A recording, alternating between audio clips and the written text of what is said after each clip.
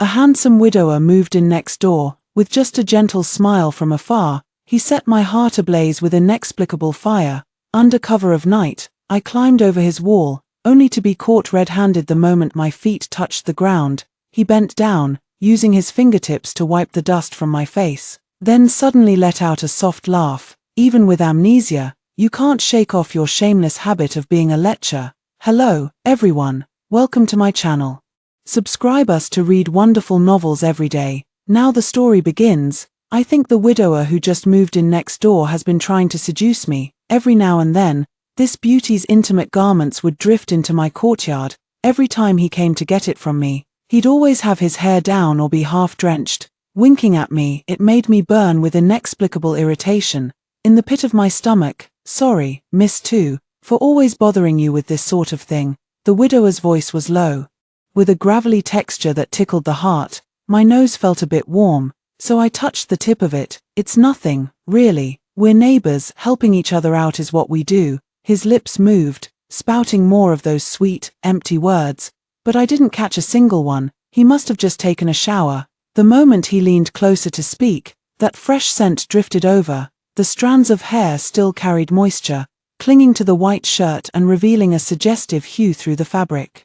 I averted my gaze urgently, forcing my eyes to lock onto his face. Looking closer, I noticed a tiny mole by the corner of his lips. As he spoke, he suddenly pursed them and licked it briefly. Miss Tu, Kui Yulong approached me with a smile in his eyes, and I instinctively stepped back. What are you doing? Yet he kept advancing, nearly pressing against me. In panic, I shut my eyes, only to hear a soft chuckle by my ear. A fragrant, soft handkerchief was pressed beneath my nose. Kui Yulong said, Miss Tu, your nose is bleeding. Damn it, how embarrassing. That night, the more I thought about it, the more something felt off. This Kui Yulong, no matter how I look at it, he was clearly trying to seduce me on purpose. Out here in this desolate wilderness, there are only two households, his and mine. He keeps parading around in front of me wearing so little every day. Isn't he just trying to get my attention on purpose? I tossed and turned in bed, Kui Yulong's face filling my thoughts.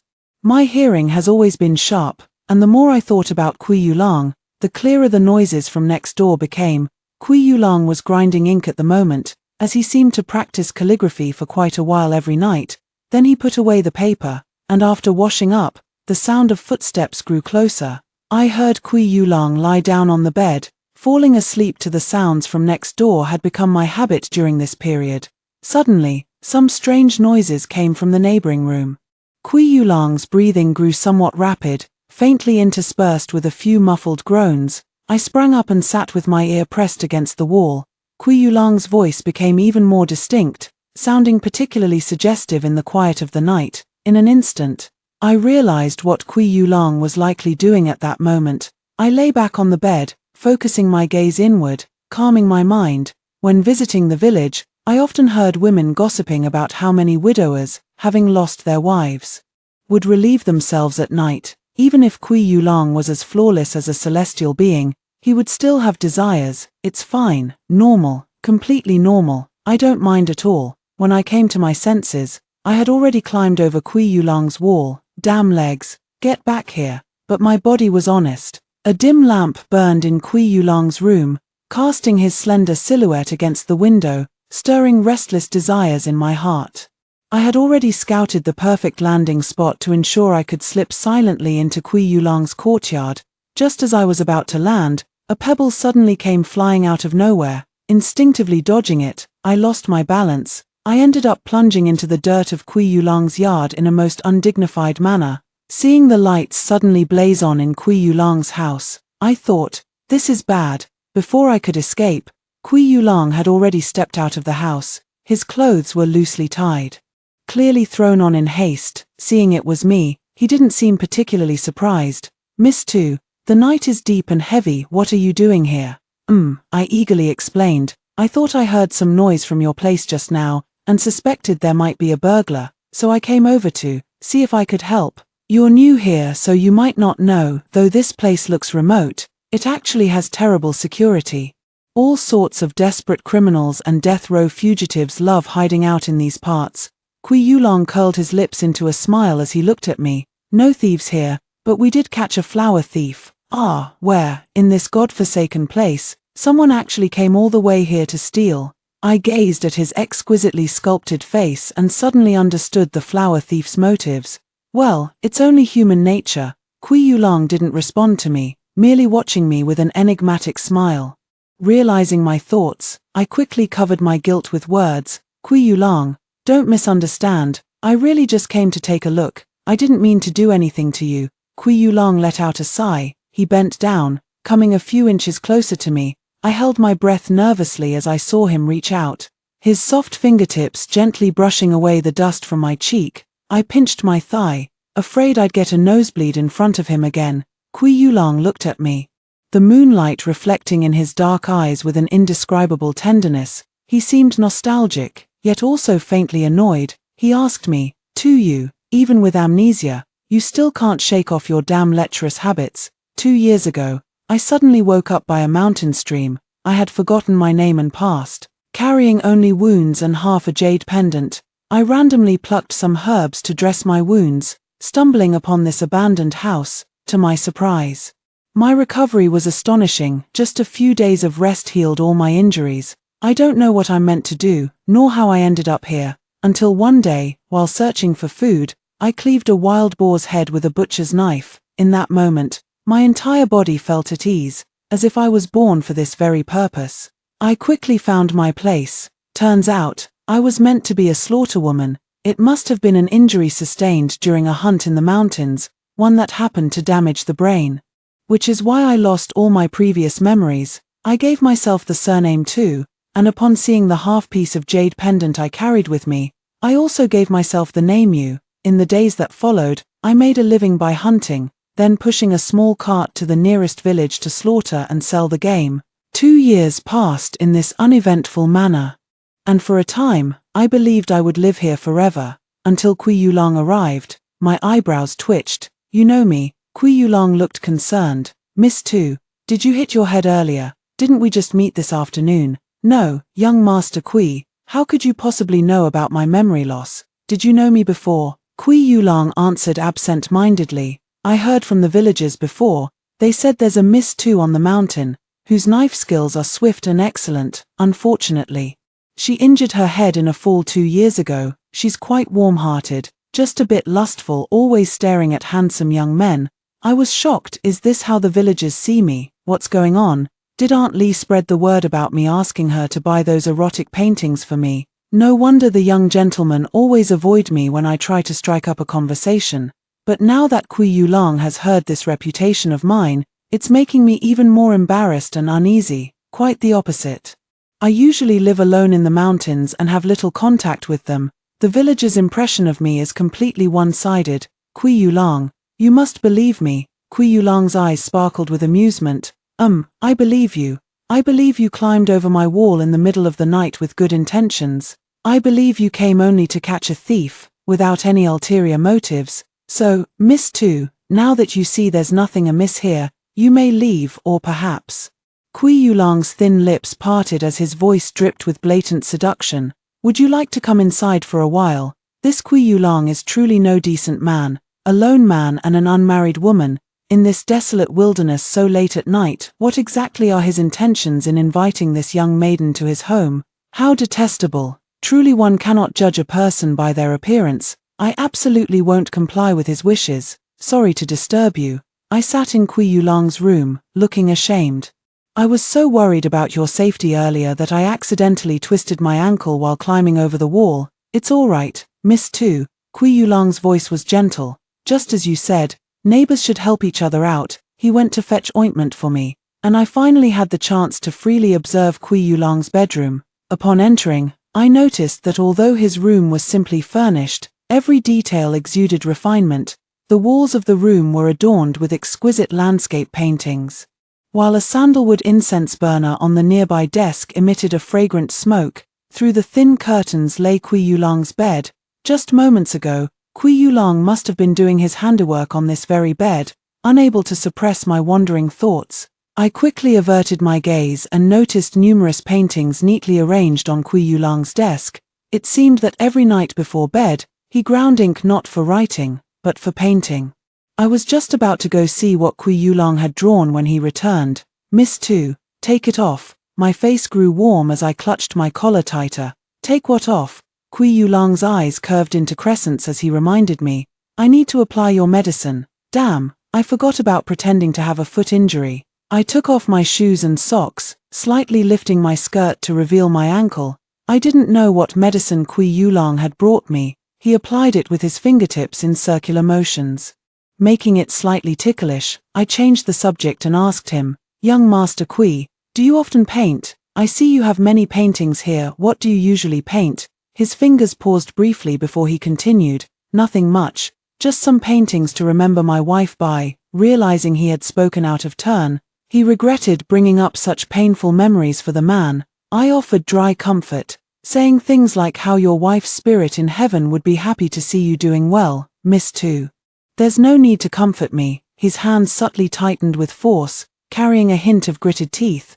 The truth is, my wife didn't die, she just abandoned me. What kind of woman could be so wasteful of heaven's gifts, to abandon such a handsome husband without a second thought, filled with righteous indignation? Young Master Kui, don't be sad. Someone as wonderful as you will surely find someone even better than her. If she doesn't want you, she's blind to true worth. Kui Yulang raised his eyes to look at me and gave a faint smile. Perhaps, I was truly furious at this moment, unable to bear seeing him trapped by this relationship. Master Kui, from now on, don't paint that person anymore. It's not worth it. The more you miss them, the harder it is to move on. You could paint landscapes, flowers, or birds instead. If you really must paint people, why not paint me? He refused. My little face fell, and I suddenly felt like I'd made a fool of myself. I stood up to leave. Kui Yulang grabbed my wrist. Miss Tu, it's not that you're not good enough, it's just that even if I wanted to paint you, I don't know if you could handle it, I said. What's there to not accept? My body is very flexible, I can satisfy whatever positions you need. Kui Yulang was practically bursting with suppressed laughter. Perhaps you should look at the painting first before deciding. Fine, I'll look. I must see what kind of beauty Kui Yulang's wife was. To have him so utterly bewitched, fuming, I grabbed the painting from the table the moment my eyes fell upon it. Cold sweat drenched my back. This was no portrait of a deceased wife. Sheet after sheet, they were unmistakably vivid and salacious spring palace paintings, in various postures, diverse forms, and multiple locations. The only constant is that the figures in the paintings are always the same devoted couple. A wave of heat rushed over me, turning me red from head to toe. You mean these are the paintings of your late wife that you've been reminiscing about? Kui Yulang said. While painting these, I kept thinking of her. He slowly moved closer to me, his fingers brushing aside the loose strands of hair at my temples. Miss Tu, if I continue like this, I won't be able to forget her. So, can you help me? My blood rushed to my head once more. Only this time it was a different head. How can I help? His lips were crimson, carrying a hint of teasing amusement. As you said, let me paint you. This Kui Yulang is truly a man who knows how to push his luck. At first, he kept reeling me in, asking step by step whether this was okay, whether that was okay. He had me flustered like a boiled shrimp. I just flopped onto the bed.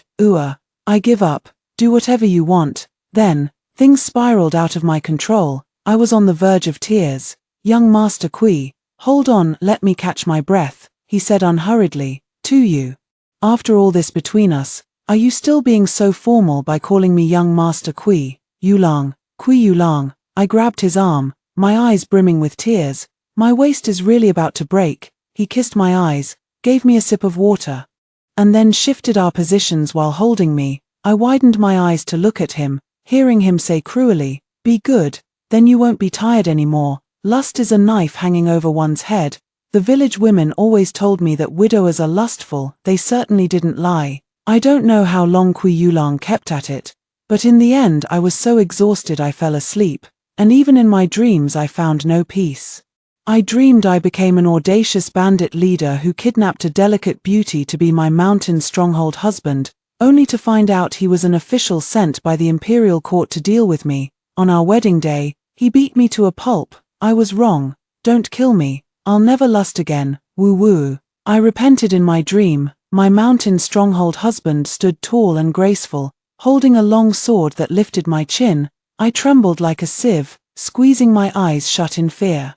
Yet the cold blade transformed in an instant into tender fingertips. "Is that so?" I heard Kui Yulang's voice. He nuzzled gently against the nape of my neck, his eyes still brimming with amusement. "Fishing for you doesn't even require bait.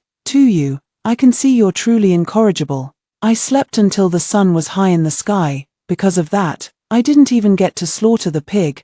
By the time I finished selling pigs in the village, the sun was already setting. Before leaving, Aunt Lee from the neighboring stall mysteriously pulled me aside. "Little butcher, I've just got a fresh batch of strong stuff. You interested?" She revealed a corner from her sleeve, and what met the eye was a vulgar and crude image. The village was remote and dull, so Aunt Lee often went to the city for supplies, bringing back some novel trinkets. I didn't have many hobbies, just enjoyed buying a few risque pictures from her.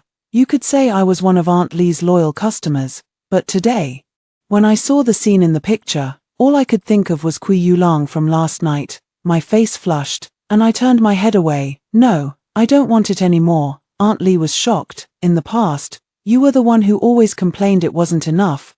How come today you don't even want it?" "Aunt Lee, I've turned over a new leaf. You don't need to bring me these things anymore." Aunt Lee widened her eyes in shock. "Are you really little too, or have you been possessed by some mountain spirit?" She suddenly grabbed my arm, though I couldn't fathom what had come over her. "Little too, you haven't actually fallen for that widower, have you? Listen to your aunt if you like his face. Just look at it and be done. That man's background is unclear, he has no proper job, and he's been married before. He's really not a good match for you. You're too naive, don't let him fool you." I scratched my face. What could he possibly swindle from me? "Auntie, don't be so prejudiced against him."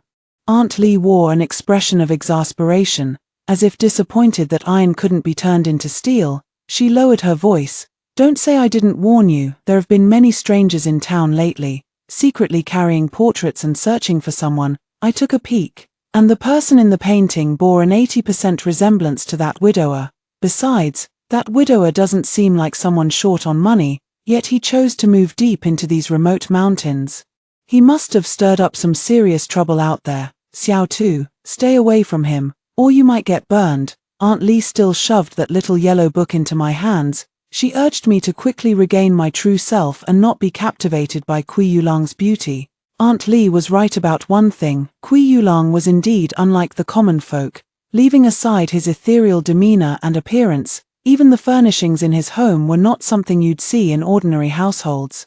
His fingers were slender and spotless, clearly unaccustomed to household chores. He didn't resemble a country bumpkin, but rather seemed like some young master from a noble family. It wasn't that I'd never been suspicious of him, but facing that countenance of his, I always felt he couldn't possibly be a bad person. Now that the old woman had reminded me, suspicion toward him arose in my heart once more. With a heavy heart, I pulled my little cart homeward, as the setting sun slanted its rays.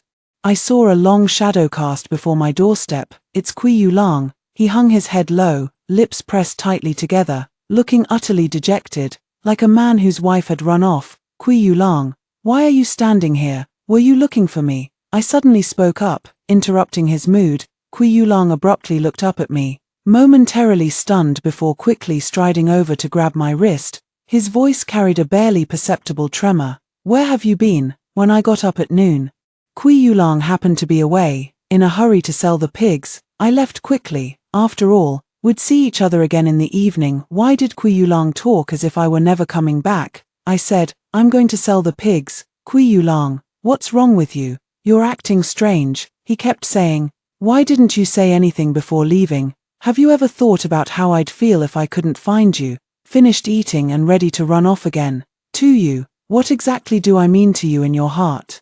Do you have any idea?" "I thought you were." I stared at his pink lips moving, and all my doubts and confusion were thrown to the winds. What is this person babbling about? I want to kiss him. I'm not very good at kissing, because I have no memory of ever kissing anyone. But in practice, I found I'm unexpectedly skilled at it. Kui Yulang's gaze grew dazed from my kisses. He unconsciously leaned into me, his hand gripping my waist to pull me closer. After the kiss, I was even more embarrassed than him. I buried my face in his chest. "Sorry, I couldn't help myself. What were you just saying to me? He paused. Never mind, Yulang. Actually, when I went to the village today, I brought you a gift. With a straight face, I pulled out the little yellow book Aunt Lee had slipped me. Afraid you might lack inspiration for painting, so I'm giving this to you. He casually flipped it open, his lips twitching. Then, do you still want to paint today? Breaking the ice, I finally steered the conversation to the main point and asked somewhat shyly, Yulang, why don't you come to my room to paint tonight? Kui Yulang's cheeks flushed, making him even more captivating. He gently caressed my fingertips before letting out a soft sigh. Oh, you, with body and mind satisfied. Intelligence once again reigns supreme. I lounged leisurely on Kui Yulang's shoulder when suddenly I spoke up. Kui Yulang, have you gotten into some trouble out there? Kui Yulang paused his brushstroke. Why do you ask? I recounted to him what Aunt Lee had told me today. Many outsiders have come to the city recently. They're looking for you. Aren't they? If that's the case, you'd better run quickly. They're already nearby. It's only a matter of time before they find you.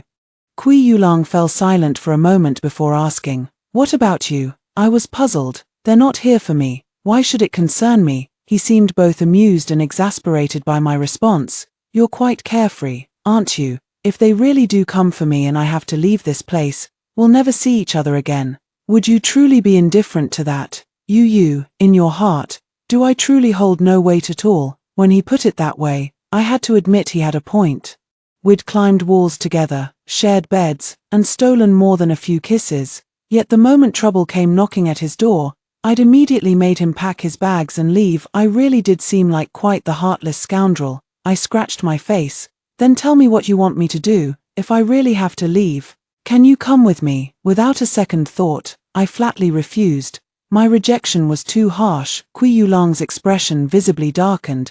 But as far as I can remember, I've been here and have grown accustomed to this life. Of course I don't want to leave. Seeing him like this, I felt too embarrassed to ask again why those people had come looking for him. All I could do was stare at his painting and awkwardly change the subject. Kui Yulang, you paint so well. When did you learn to do this? My uncle is a painter, and I learned from him since childhood. I glanced at the paintings he had done, then back at him, hesitating to speak. Kui Yulang suddenly understood.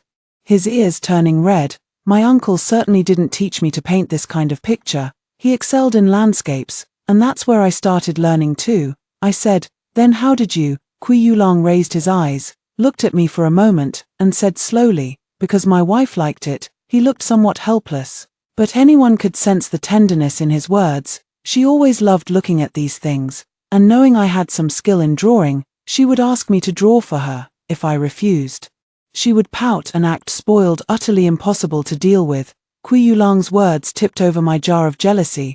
I felt a heavy weight in my chest and let out a deep, drawn-out "oh," yet he remained utterly oblivious and kept talking about the wife who had abandoned him. Over time, it became my habit to paint a few pictures for her every night. I said with a sour, jealous tone, why does she always make you do things you don't want to? Don't you think she's being too inconsiderate? Kui Yulang was taken aback for a moment, then gently curled his lips into a smile as he replied to me, not at all. I think she's quite adorable this way. How infuriating. I lifted myself from his shoulder and deliberately said with sarcasm, you two must be so close, why else would she have abandoned you? Kui Yulang's smile faded. Sensing the sudden drop in the atmosphere, I realized my slip of the tongue and quickly added, what I meant was, because she doesn't trust me. He lowered his eyes. She thinks I would harm her. I gave her my family heirloom jade pendant, promising to stay together for a lifetime, yet she shattered my jade, leaving only half a broken piece and a few cold words of farewell, saying that half pendant would count as compensation from me. Vowing never to see me again in this life, he produced that half piece of jade pendant, whose intricate patterns looked strangely familiar no matter how one examined them. Kui Yulang turned to me with a defeated expression. Tell me, wasn't she utterly heartless? My heart pounded like a drum, filled with an ominous premonition. While the jade pendant against my skin grew subtly warm, I avoided his gaze. Don't ask me about this. I can't say. Could it really be such a coincidence? No, if my suspicion was true, then Kui Yulang's presence here couldn't possibly be coincidental. It was clearly premeditated. My heart felt heavy, and a dull ache throbbed in my head. A sudden clap of thunder roared outside, as if a storm was brewing. Kui Yulong blew out the candle, carried me to the bed, and said, "Sleep if you're tired." I had that strange dream again, with the nation prosperous and the people at peace, and wicked landlords becoming scarce.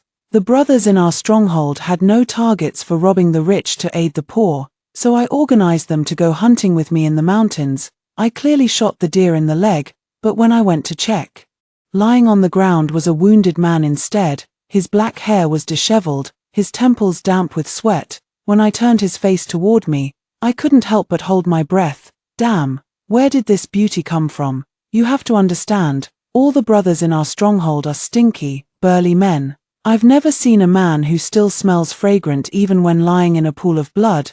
With just one glance, I was completely smitten. Though the beauty was exquisite, his demeanor was ice-cold.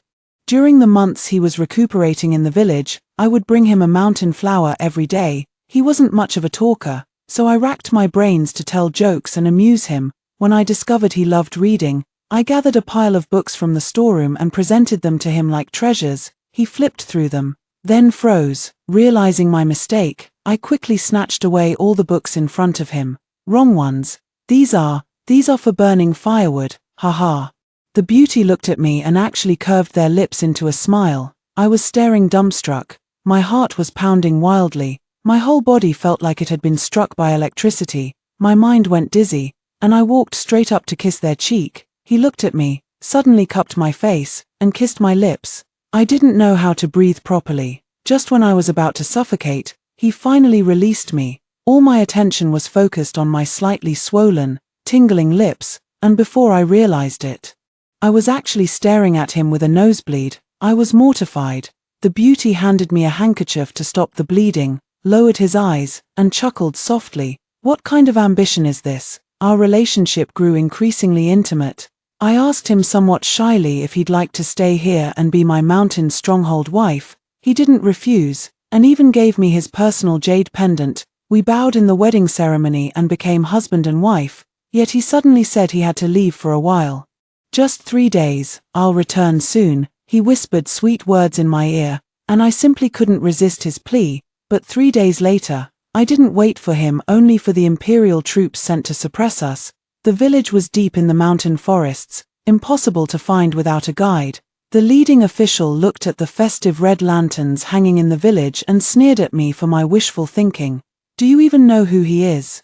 How could you possibly think he'd genuinely want to stay here and live with you? You're truly dreaming." The village was destroyed, my brothers were captured, and I barely managed to escape with my life. I didn't dare look back, nor listen to the chaos behind me. The pursuers chased me to the edge of a cliff. When I turned around, I realized the pursuers had been replaced by a different group at some point.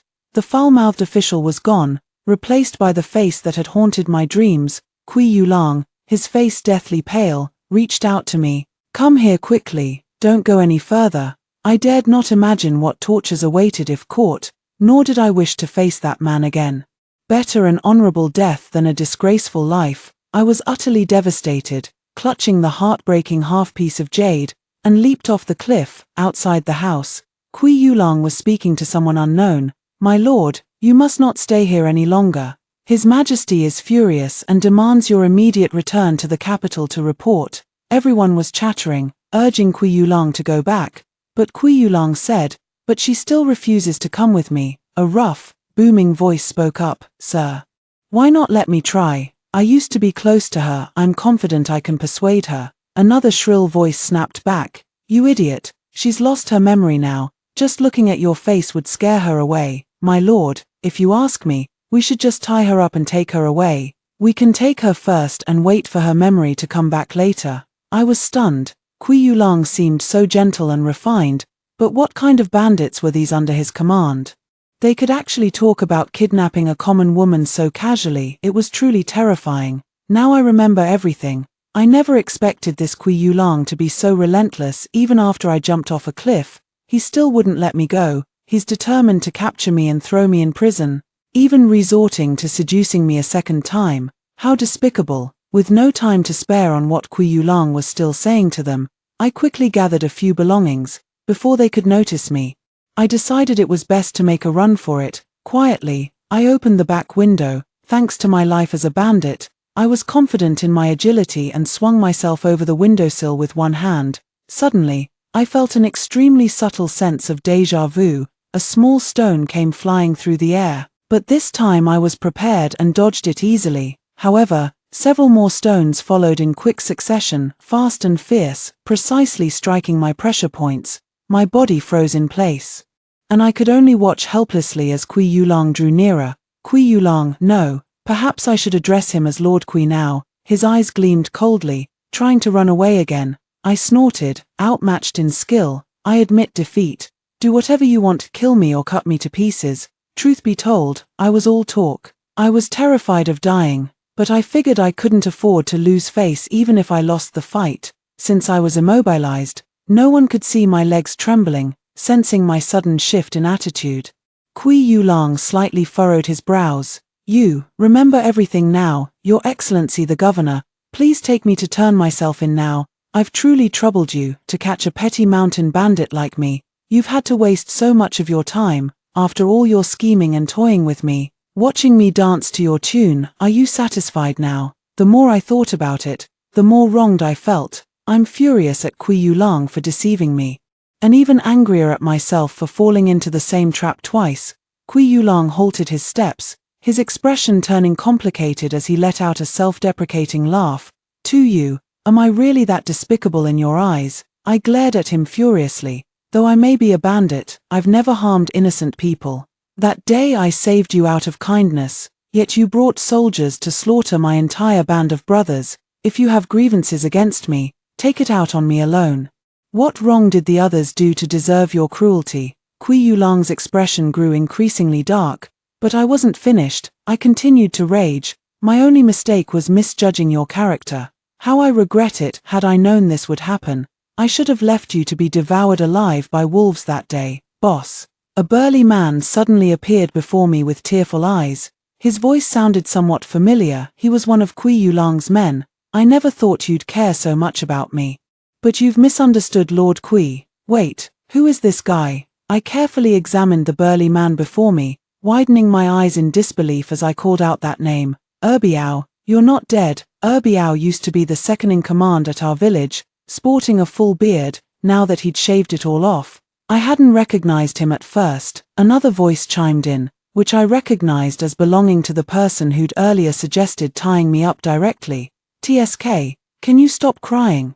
Do you have any idea how ridiculous you look when you cry? I looked up to see another familiar face from my memories. Sai-Tai. Sai-Tai covered his face.